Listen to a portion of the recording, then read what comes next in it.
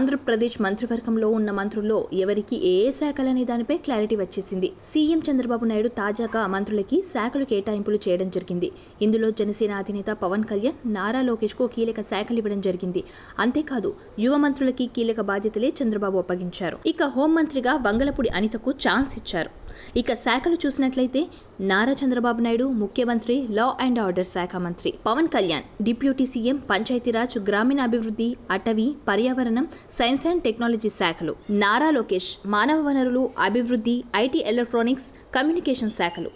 అచ్చెన్నాయుడు వ్యవసాయ శాఖ, నాదెండ్ల మనోహర్ ఆహారం, పౌర సరఫరా శాఖ, వంగలపూడి అనిత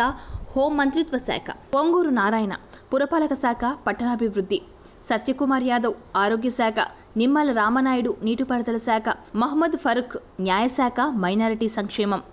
ఆనం రామనారాయణ రెడ్డి దేవాదాయ శాఖ, పయ్యావుల కేశవ్ ఆర్థిక శాఖ, అనగాని సత్యప్రసాద్ రెవెన్యూ శాఖ, Kolusu Parthasarathy housing and INPR శాఖలు, డోల బాల వీరాంజనేయ స్వామి సాంఘిక సంక్షేమ శాఖ, గొట్టిపాటి రవికుమార్ విద్యుత్ శాఖ, కందుల దుర్గేష్ పర్యాటకం సాంస్కృతిక శాఖలు, గుమ్మడి సంధ్యారాణి స్త్రీ శిశు సంక్షేమం గిరిజన సంక్షేమ శాఖలు, బీసీ జనార్దన్ రహదారులు భవనాలు శాఖ, టీజీ భరత్ పరిశ్రమల శాఖ,